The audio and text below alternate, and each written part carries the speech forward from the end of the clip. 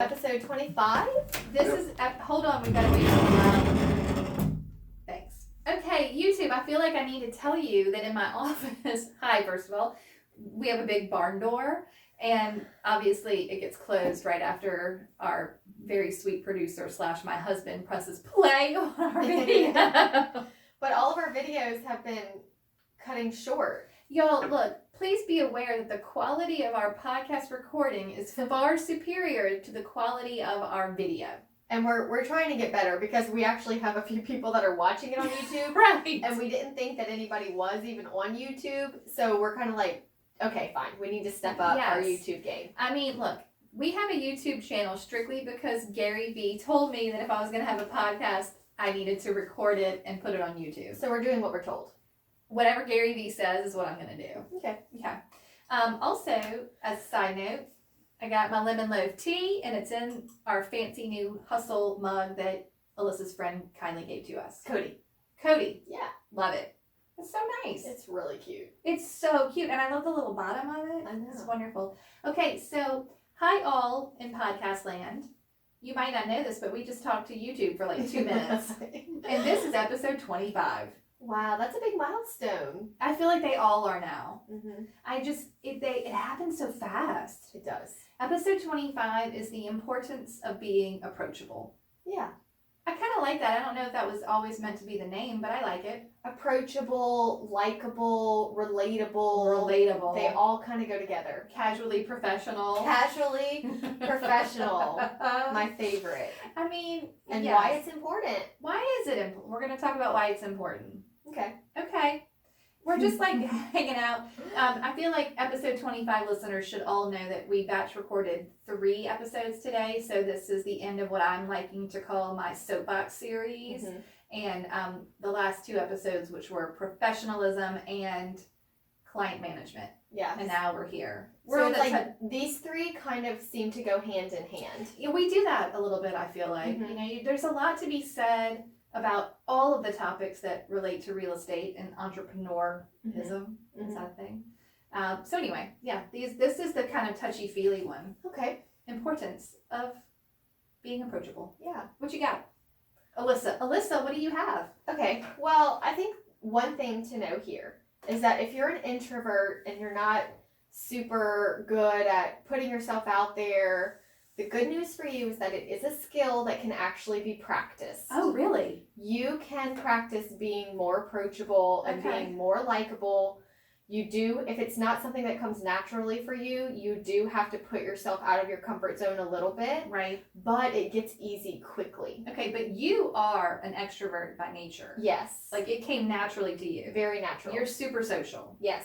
I have recently read an article that resonated with me greatly, which was an extroverted introvert. So I had internal feelings of being an introvert and sort of like a time limit on how long I can be extroverted. Right. But I can appear as an extrovert. Okay. And which makes total sense to me. As a kid, I was super shy and not like the type that would talk to strangers. And now people would be like, "Are you for real?" Like, there's no way. But I think that is a thing too. So tell us how you can work through your introvertedness. Are you going to give us tips or what? Yeah, I do have some tips that I researched that just came from a variety of different places. Okay. But there was, I think maybe 1, 2, 3, 4, 5. Okay, hold on.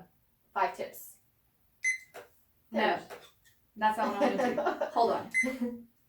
Is Jay editing this out? Yeah, he'll edit that part out. Okay. That's We're fine. just setting our timer. Yeah, we're good. Go. It was at 5, so just add 5 to this. So there are 5 main tips that I found by researching online on how to become more approachable and likable. The reason this is important is because we are in the people business. And the more comfortable people feel with you, the more they want to work with you and refer others to you. Yeah, and the easier the whole process is going to be. Exactly. Yeah. And if you are stiff and uncomfortable and not easy to talk to and you can't look people in the eye, right, you're not going to get the referrals and it's going to be a struggle, a constant struggle. I feel like you might fail. Yeah. I mean, I'm not. It just may not be the right business for you. No kidding. Because this is all about the people. Yep. Okay, so the biggest thing is you have to lead with curiosity about the other person. Oh, I love everything about this. So it's kind of like, I think I've talked about this before, where I say when I go to social events, like a luncheon for a group I'm in or something like that, instead of being like, here's my business card, me, I'm awesome. Right. You have to ask people like, do you have a business card? What do you do? What do you do? They usually say, no, I don't. And you say, that's okay. Here's my business card. Email me so I have your contact information. Love that. But it's all about leading with curiosity. Okay. So it's not so much about you being approachable as it is about you being able to approach. Oh. So like if you're at an event, if you're at a party, maybe look for that person that doesn't really have anybody that's talking to them. Okay. Because when you go up to them and ask them a question, they are like, thank God. Right. Okay. And like everybody goodness. likes to be liked, you know? And you kind of just have to go back to it's just like the nice thing to do, and you don't want anybody to ever feel left out. Agree. And even in adult world, like this is a thing. Even more so in adult world. And it always needs to be questions about them. Yes. So like, hey, I'm Alyssa. What's your name? Oh, okay. Are you new to the group? Where do you work? Oh, that's awesome. What got you interested in that? Yep. There's always a follow-up question. Okay. But they said if they answer and you go, oh, great. And that's it. Then it says, I'm not interested. And then they immediately feel nervous or like they have failed or like they don't like me. Right, like you don't want to talk to them. Okay. Yeah, you always want to ask, like, so when you ask someone like, hey, what do you do? And they say, oh, I'm a petroleum coordinator. And you go, oh, okay. Like you're supposed to be like, oh, wow, that I have no idea what that is. What is that? Right. How did you even get into that? And like, then if you ask them about them, you will see them light up. Right. Like they're instantly just like, I can talk about this all day long. Well, and it's because easy. It's me. Exactly. And it's easy for them to come up with something to say. Right. But there's an endless amount that you can ask about, you know, where are you from, family, friends. But the goal is just to go up to someone that is not included and include them. Okay. I would like to insert here, and I don't know if this is the right time. No. This is exactly the method that I use at open houses. Perfect. Someone comes in the open house, they are a stranger, they typically don't really want to talk to you necessarily, No. and you just say, hi, do you live near here? You know, how do you like it there? Don't ask them things that are gonna like, you know, you probably wouldn't ask someone at your open house, what do you do? Maybe after a while, but like, you know, have you looked at a lot of houses today? Oh, really? How's the kitchen in that house? Like, just ask. How long have you lived there? Right. That's exciting. Do you rent? Do you own? Exactly. So many questions that can be asked. So many. But you just have to be casual. Don't overthink it. Yeah. So step 1 is lead with genuine curiosity and don't make it about yourself. Love it. Step 2, watch your face. What? Oh my God. What is it? Girl, wash your face? Girl, watch your face. Girl, watch your face. If somebody's telling a story,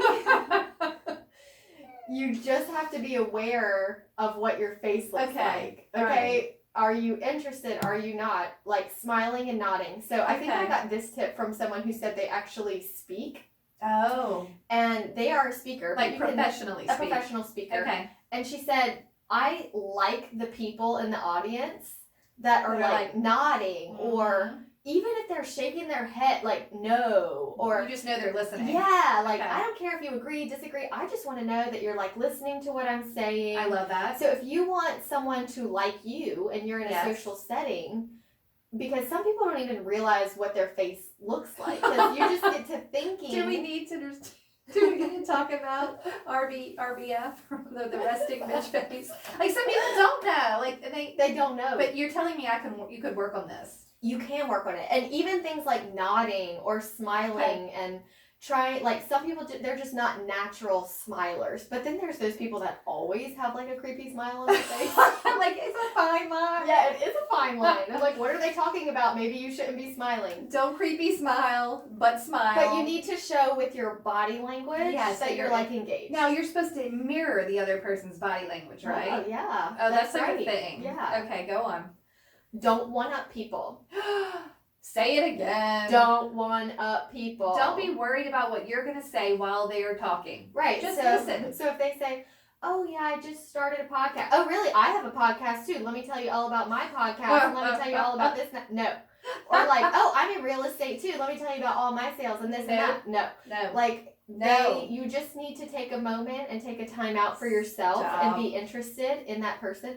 You know, all these tips just go along with being humble. Oh, that's true. And just like, way to bring that right around. Yeah. That's true. You know, use their names, Katie. Alyssa, what a great tip. I know, we're supposed to be doing that. I know. Nice work, Alyssa. Yeah, thank you, Katie. And it's really just about like keeping it casual and being you. Okay, before we get past the names, okay. That is also the tip when you're trying to learn someone's name. So if you meet someone for the first time and they say, hi, I'm Katie, you repeat back, hi, Katie, nice to meet you. And then try to work it in at least one more time so that you will remember their name. Mm-hmm. And I guess also be more approachable. Yeah, exactly. But it's like so important. And I think in the open house episode, I talked about how when I was new, I was like very stiff and rigid and tried to like dress up more than I normally do and like get a suit on. And I was always like awkward. And then the one day that I had brunch that I came from and was late and didn't have any flyers and I was in my jeans and drinking your coffee, and all of a sudden everybody was like casually my friend, and I was like, this is going so much better, right? And it's because like I was just being myself, and that's my goal with the people in my life. It's like I just want them to know that you don't have to be fancy with me, right? You don't have to be polished with me. I'm fine knowing whatever mess is going on in your life, right? You don't have to clean up on my behalf, you know. And then people just like you because they know you like them. And then when they hear someone that needs to buy or sell a house, they just think of you. They're like, oh yeah, Alyssa's the best. Yeah. She's so approachable. Right. Well, I had on mine, don't take yourself too seriously. And that just totally goes in with that. Mm-hmm. I mean, you don't need to look a certain part. You don't need to drive a certain car. You know, being a realtor, you can be who you are, still be professional, and that will make you more approachable, and your vibe will attract your tribe. Yes. So you don't want a bunch of people that don't get you. And it's like, how are you portraying yourself on social media? Is it true to how you are in person? I agree. If they meet you, do they feel like, oh yeah, like I know you, you know? Yeah, I agree. I think you've got to put parts of yourself into social media so that it makes sense when they see you. Oh, well, she's not all There's some realtor social medias out there that make me cringe. Oh my God, so much. Yes. I had a note in mine that says in social media, just remember that done is better than perfect. Yeah. Your unpolishedness can be attractive. And we just came off of professionalism 2 episodes ago. So I'm not trying to say be unprofessional, but be mindful that on social media, you can be who you are. You know, maybe you don't want to get deep into politics or religion or curse at everyone, but you can or still, a complainer, a negative Nancy. But you can still be you. Like this year I have posted 1 million more times about football than I ever did before because that's what I like. Like I'm okay with that, and then people respond to me, and then people know that that's something about me, and maybe that relates to them. Like maybe they're able to pick up on, oh, you like to cook, or oh, you like dogs, or whatever it is. It'll make it more natural and approachable for you to become friends, because that's sort of the point. Yeah, absolutely. Yeah. Okay, I like that. That was all the tips? That was the top 5. Episode over. I got the end. But when I was kind of studying up on this, I read this very short article that this college professor wrote about how some of his favorite students are the B students. Okay. It's not always the A+ students that are like, you know, gung ho and like overly eager. Know all and like, answers. Yeah, you just want to like calm down, you know. But sometimes it's the B students that can maybe juggle a little bit more, and they do everything well. Yeah. You know, and they are just have a little bit going on here and there, and you know, they're just going with the flow of life. Okay. They're not overly stressed about. They're more easygoing. Yeah, and that's just what people like. Yeah, you know, anybody. I don't think it has any relation, but you know, type A personalities are always the A students. So they just have to get it all perfect and right. And I can see that B students being the more approachable, easygoing. I'm not gonna lie though, I was an A student. Like I'm growing out of being that. Yeah. But you know, as you get older, you realize it doesn't matter if you're perfect. Right. And nobody is, and you don't need to be. Okay, I like that. All right, I had one. Jay specifically, and I feel like I get this too, and I think it's part of being approachable. Do people want to tell you their life story? So Jay is your husband and our producer. Correct. And he is an Enneagram 2. Just like me. Just like you are both helpers. Very helpful. And people like to tell. Oh my God. Complete strangers will tell him their life story. They do it to me too. He does have that kind of warmth about him though. Yeah, where you're just like telling him all the things. Just like, here, listen to me. But you know why? And I'm going to tell you, the key to being approachable and people wanting to tell you things is that it appears that you are listening because you are actually listening. Really listening. Listen. Yes.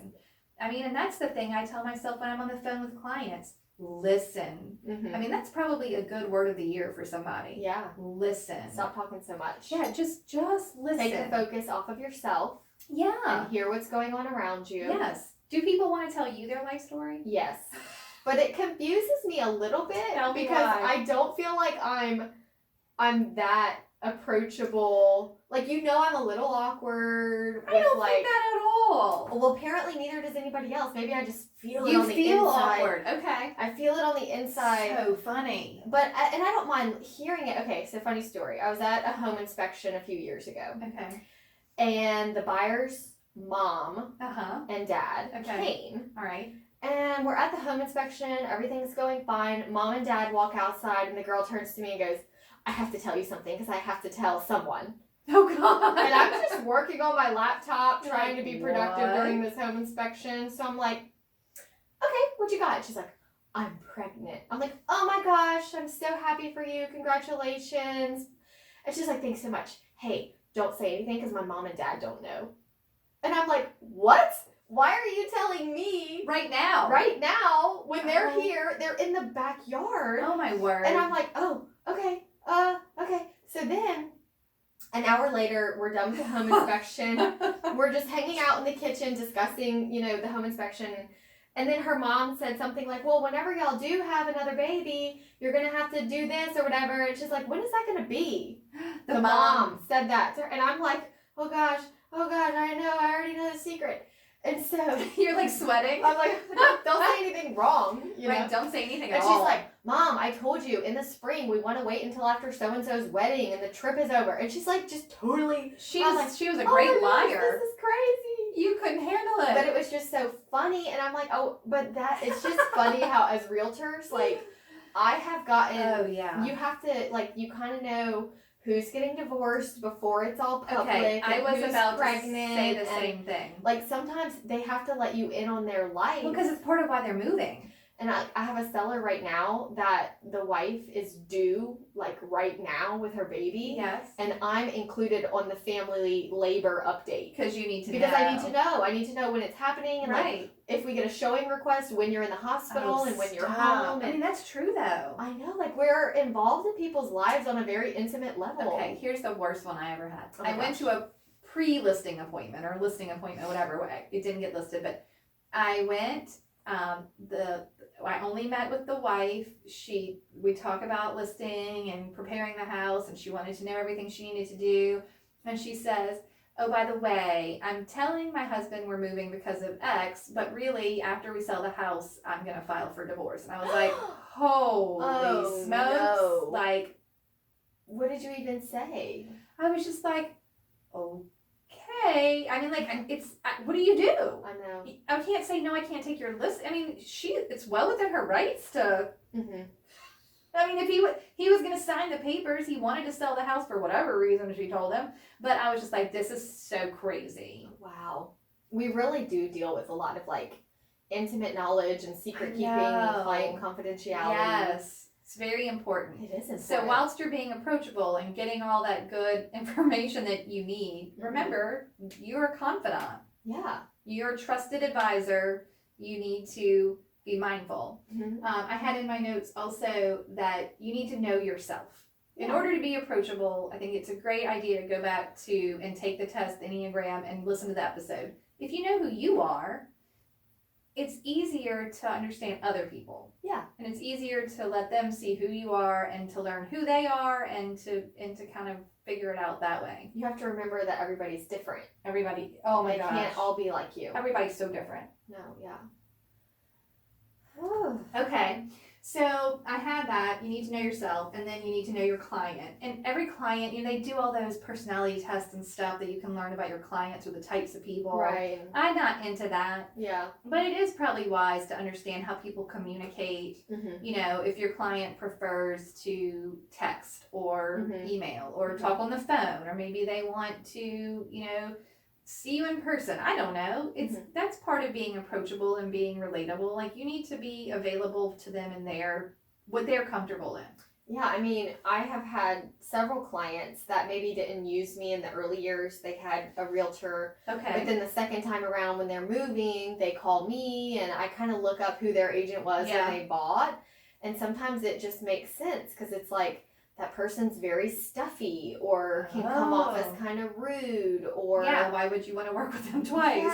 Yeah. And so it just goes to show that just because you sold someone a house one time, if they did not have a pleasant experience with you, they are not going to repeat with you, even if they're your friends. I think that's true. I think the other thing about being approachable is not being threatening, and this is going to sound weird, and I don't know how to put this without, I'm not trying to hurt anyone's feelings. Okay. I think that if you especially are working with a couple, you don't want to make a wife feel uncomfortable if you're a female by the way you dress or how you behave towards their husband. Or like, you need to be, I think, mindful of your actions and that you're equally talking to both parties, that you're appropriately dressed, that you're not trying to be all hoochie while you got like, and if you dress in that way and that's your jam, I mean, it is what it is. I don't think it's wise. And I think that a lot of times when both parties are comfortable with you, it's easier to get where you need to go. Like, it's easier to get through the transaction. It's easier to keep it a working relationship. Yes. If a wife is worried about you as, a competition, or if you're always talking to the husband and the wife is starting to feel uncomfortable about that, just be mindful. I mean, be mindful. There are two people in that operation. You need to address them both. And sometimes it's the wife who's in charge, and maybe y'all are turning into like bestie girlfriends and the husband feels left out. Like, it can go both ways, but be mindful that everyone needs to feel like they're a part of that. Right. And that you're not threatening the other party in any way. Yeah.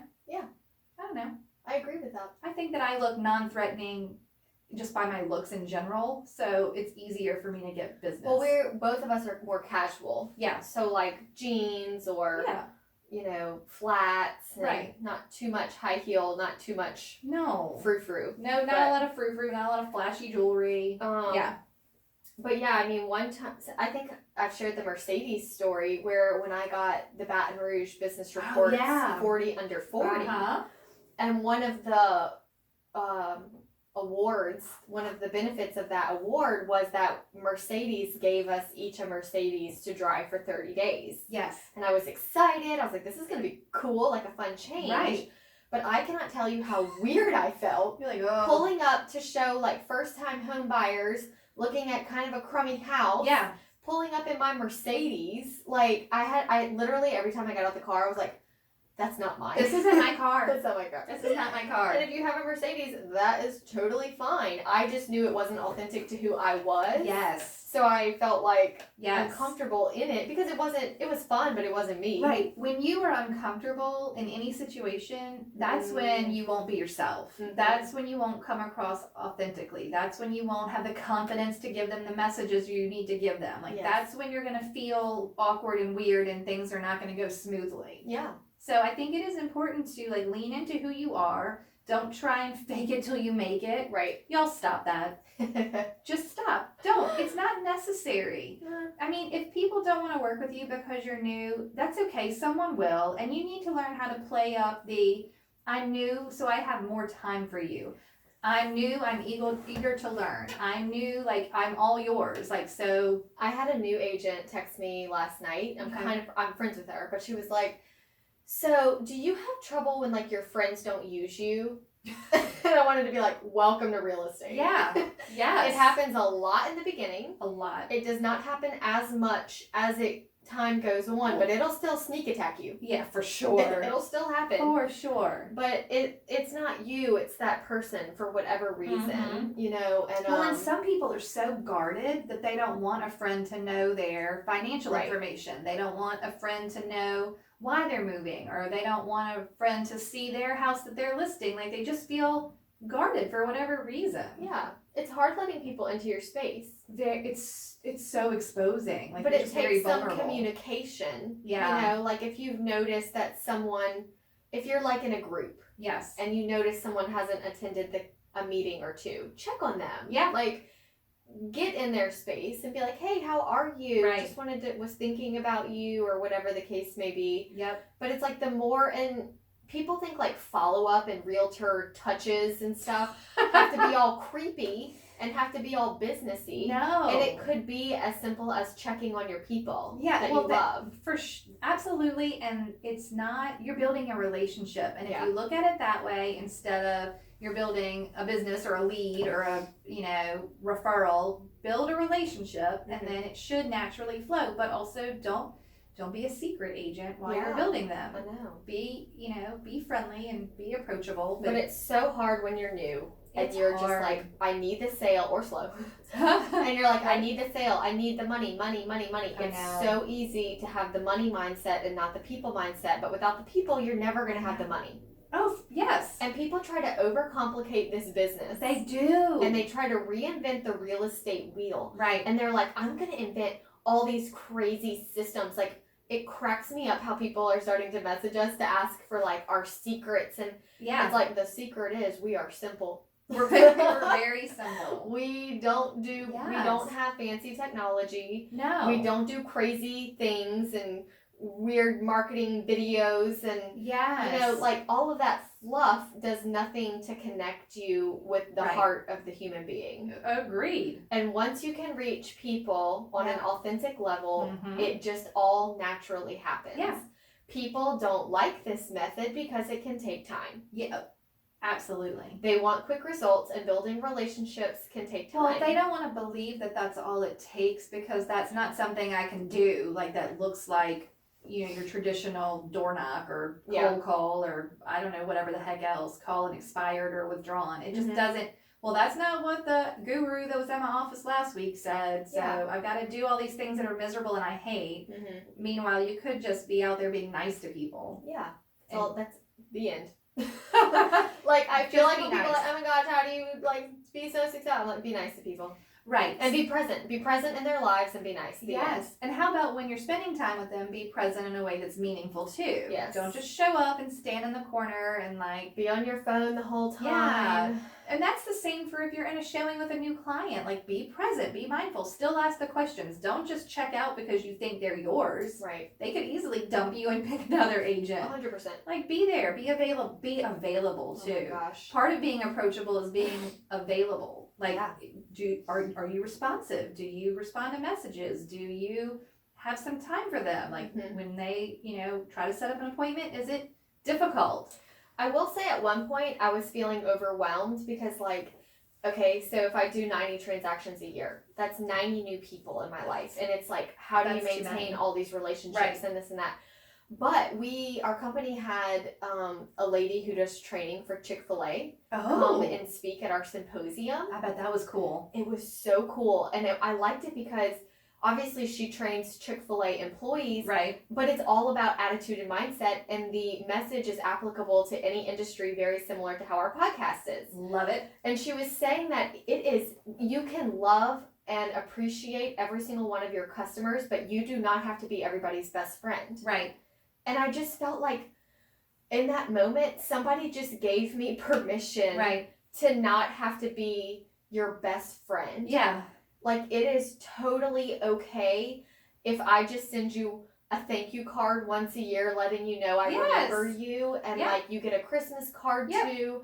I don't have to be everybody's best friend. And it just gave me permission. Well, because over time you're going to have so many clients that you just don't have the capacity for it. Every year. Even if you're not doing 90 transactions, you don't have the capacity to be besties with every person you ever closed a deal with. Right. But you can still be available and like Yeah, you can still I mean, you can still be in their life. Yeah. You know, let them know that you remember them, but that doesn't. You don't have to put all this pressure on yourself to like deliver a birthday cake on their birthday and like do all these crazy things for every single individual. Yes. A little bit goes a long way with people. Oh my gosh, yes. And it just goes to show a little bit goes a long way because nobody's doing anything. Right. It's so easy to be more impressive than the next guy because you don't have to do that much. I know. To be. You might feel like you're behind in like what you're doing, but let me tell you. You're not. You are not. Yeah. Nobody's doing any of these things. I know because I have coffee with them, and when I follow up, nobody did it. Nobody did the thing. No. Oh, that's rough. I also wanted to talk about EQ. You know, you hear this now, EQ like IQ, emotional intelligence. Like this is terminology out in the world now, whereas you have to be mindful of the people around you. You know, have empathy and sympathy and listen and like just are the people around you, you know, in need of something. Or I kind of think that empathy is interesting and like I typically cry with my clients. Like I can't help it if they cry, if they're hurting, like it's going to affect me. I mean, now I'm gonna recover, but like it will get to me, and I think that makes me more approachable too because I think that they can sense sincerity and that I do care about their situation because you do, because I actually do, and I think everyone should. Like I think you should care about your clients. They don't have to be your best friend, but you should care about them in a way that you care that the outcome of this transaction is good for them. Yeah, it's positive, like that they are not feeling more stress as a result of your involvement. Like they should be feeling less stress. And some people move a lot for bad reasons. Like they don't want to, they're in a bad place, but you can still make that less stressful. I mean, I recently had to do one this year. I got a sign call from a third-party company that dealt with bankruptcies. And I had a listing around the corner and they basically called and asked if I would list this other house. So I had never met this person. They were not a referral. I knew I was walking into the door and they were having to sell their house because of a financial reason. That was so nerve-wracking. Yeah. But I think that it went fine. I listened. I didn't ignore the fact that I was there for a bad reason. I was just like, you know, I'm sorry that we're not meeting under better circumstances. And you know, I just want to make this easier for you. Like, I mean, you know, it's just like if someone moves, if there's a death or a divorce or, you know, you can't just brush it all under the rug that maybe people are in pain. It kind of is like today, whoever's listening, look at all of your active listings and all of your pendings, the people that you're currently working with right now. I know that you probably have no reason today to reach out to them. But if you just called them and said, hey, I just wanted to check on you and see if you needed anything.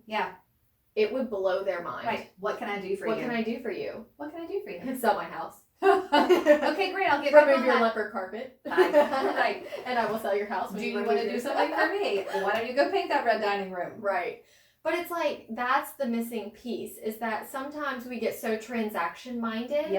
That we're so, hey, look at this house. Hey, we have a showing. Hey, here's the feedback. But when's the last time that you were like, hey, how's it going? How are you feeling? You know? Is if you have I have a pregnant client. Hey, how have you been feeling? How's it going? Are you doing okay? And you would be surprised at some of the answers that you get. Because sometimes they're like, no, I'm like so stressed out. I know. And they just need to be checked on. They need you to talk them off the ledge sometimes. Yeah, you have to take time to check on how people are doing. And like I fall victim to this sometimes, especially in the busy season. Like in July last year, I had 17 closings. Whoa. So it's easy for us to be like closing, and forget that like to that one buyer, it was so important. Oh my gosh, it's closing day. And like, how are you celebrating with them? And are you like on their team and making sure that you keep it special and remember that like you've done this 100 times, but they haven't. No, that's right. It kind of goes a little bit back to client management. Like, you know the drapes stay, but do they? Right. Like, you taking the time to like guide them through the whole transaction. And that's kind of where proactive versus reactive comes in. When they hear from you first, it's you being proactive. Right. But if you're only contacting them when something in the transaction needs attention, you're reactive. They don't even really know how much you care. Right. So just taking that extra time. I think that's, yes, taking time. Your time is so valuable. If you're willing to give your people time, they're going to appreciate it. Yes. Yeah, I think that's amazing. That's very good. I like that. It's not hard to be approachable. It's not. And relatable. But I think that the people that have the hardest time with it are when you're like entitled. You know, we all know the realtors out there that just, you don't really want to work with them. Every time you run into them, they want to like preach to you about how you should be doing your business. Or yes. Oh, and y'all, please do not make the general public feel guilty if they're your friends that they didn't work with you. No.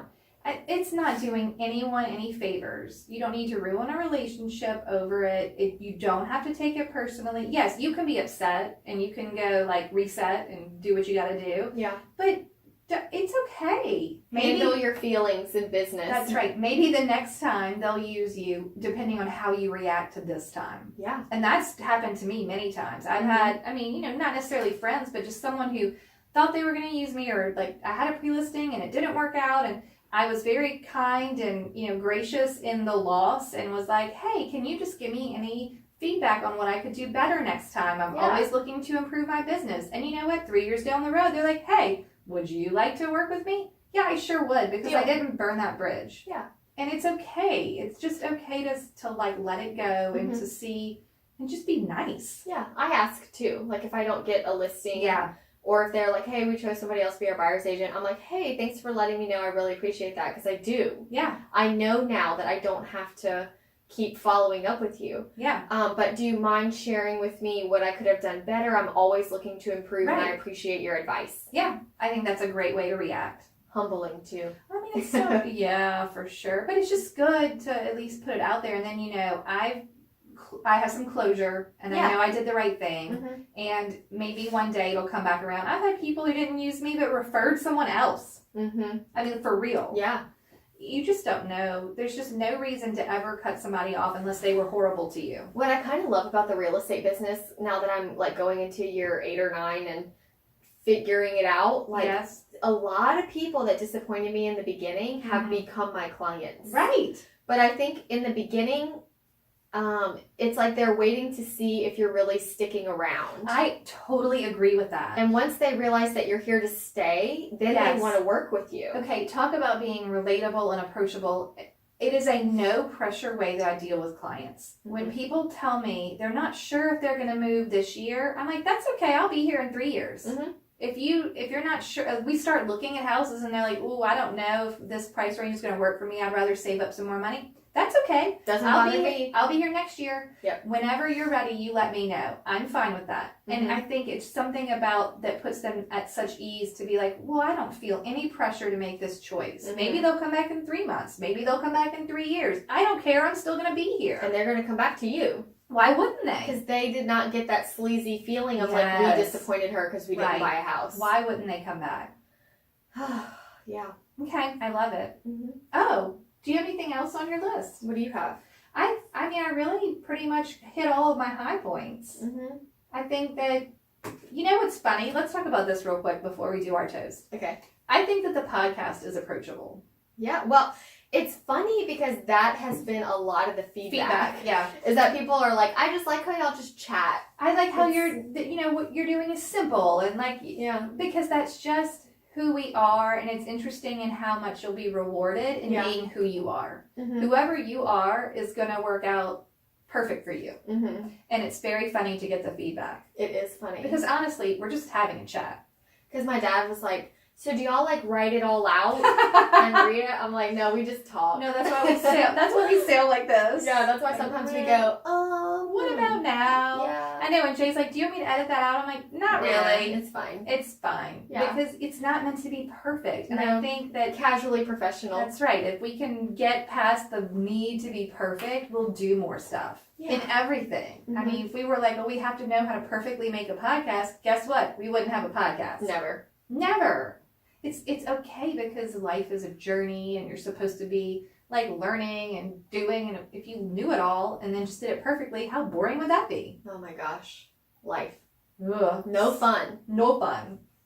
Do you want to do our toasty? I think you can. Okay, I'm going to do it. Mm-hmm. Okay, so we had a couple of people request that we toast someone who we have talked about before and is special to the podcast. She's been a guest. She's been a guest, and I would toast her every time if I could. Yeah, she's awesome. Like, she's just awesome and totally approachable. That's why we thought this would be a good episode to toast to exactly. her. She's approachable, and I mean, quite honestly, she is the singular person, maybe one of two, singular person I have met online that I would say is a real, true friend, and I have never met her in person. That's awesome. So approachable, so kind, so receptive, willing to give time, and just a delight, just a pure delight. Yes. So Daniel DeRosa and Nancy Gowan, we'll go with that, are the ones who suggested, but I am totally on board. We are toasting Chelsea Peterson. And we have had several people recently email us and say like, hey, I need some help on my social media. We're getting a lot of new people to the podcast lately, yes. But we're on episode 25. So right. They're new. They haven't listened to all of the episodes. Yep. So Chelsea was episode 12. So yes. If you are wanting to figure out like, hey, what should I be doing on social media? Am I doing it right? Am I doing it yes. wrong? Go listen to episode 12 yes. with Chelsea because she did a great job talking about being likable and approachable yes. on social media. And what did we call that one? Being authentic. Authentic on social media. Which is all the same, if you want to follow her, go follow Modern Life Realtor. Yes. And she's amazing, and she'll show you how to be approachable and authentic on social media. Yeah. Because people start online anyway. Mm-hmm. Even your friends need to see you being authentic. Yes. I love it. So cheers to Chelsea. Cheers to Chelsea. Cheers. We love you. Okay, I think that's it. Okay. Goodbye, friends. See you next week. Oh, yeah, bye. Okay. 3 I remember. episodes. 3 episodes. Ugh, I know. 3 episodes down. Okay, let's see. I think this is still going.